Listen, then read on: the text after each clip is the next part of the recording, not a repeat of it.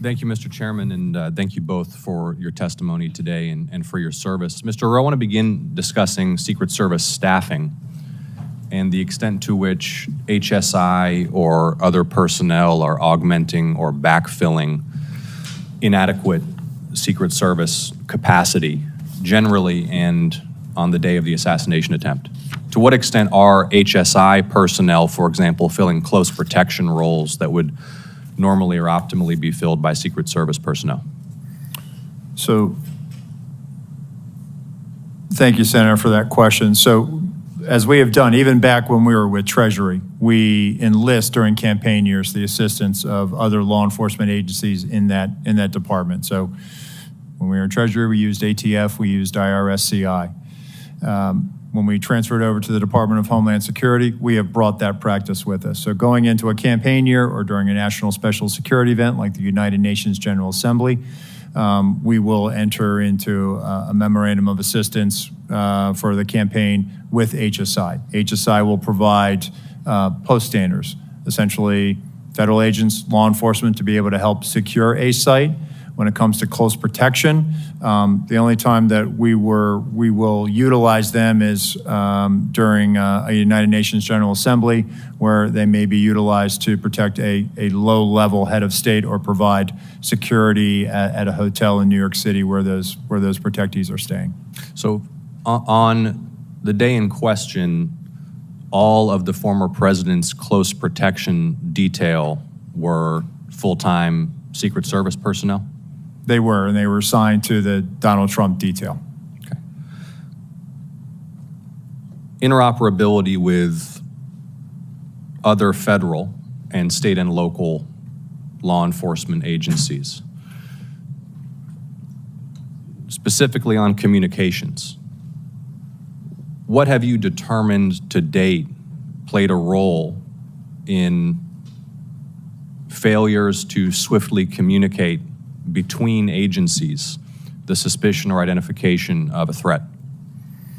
Well, I think there was a delay in reporting, not having that real time. So as they were closing in on him, as information is known, as... Be more specific when who were closing in on him. As local law enforcement were closing in on him, as he's seen scurrying across the roof, right? That information, and we're getting to the bottom of that. We're working on trying to figure out what was the delay. Why didn't we hear that coming out of the unified command? So based on the information I have right now, what I can tell you, Senator, is that apparently not having that real-time information is what really hindered us in being able to understand more than it was just the locals working an issue at the 3 o'clock. There was actually a little bit something more urgent than that.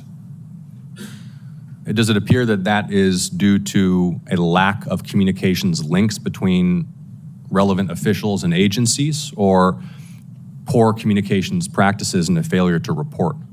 I don't want to rule out. I want to have a neutral opinion on that. So I don't know if it was poor practices. I can tell you that the interoperability, having not being able to have that technical fix, which is a lofty goal to be able to do that, is something that has been a hindrance. But that's why we use a counterpart system. So there, in fact, is not the capability when an intergovernmental, interagency team is deployed to secure a site like this and to mount, if necessary, a quick reaction. There is not currently the capability for example, state law enforcement, SWAT personnel, or local law enforcement officers to communicate directly with Secret Service officers on site?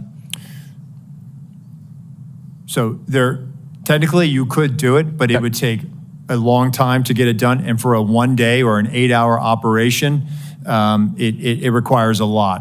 And it would be months of planning, of knowing that we are going to go to this particular jurisdiction and that we're going to need your frequencies, the keys, and we're going to need to load you into our radios, and you're going to be needed to load it into ours, and vice versa. Right. Well, this presents potentially, I think, an opportunity for the Homeland Security Committee. I mean, not just in an executive protection context, but any complex incident response, any counterterrorism, any natural disaster context. The inability swiftly to link personnel from disparate jurisdictions at the local, state, and federal level is a vulnerability for the nation, is it not? I would think, and based on my experience, being able to talk to other agencies in real time certainly would assist in that response. Mr. Chairman, do I have time for one more question? No, yes. Thank you. I know others have touched on this. One of the things that's been most baffling to the public has been the failure to fully secure this structure, which even to a layperson's uninformed eye clearly presents as a site from which an attack on the former president of this event could be mounted. And it had particular characteristics that made it even more of potential value to an attacker. Just walk us through one more time. Is there not an established doctrine or practice or checklist by which such sites are assessed for threat and determine whether or not to be within or without of the security perimeter? So, Senator, controlling high ground is something that is a must for us whenever we go into a location. Yeah. Well, I know we're all eager for more information on why that task was not completed in this case. Thank you for your testimony.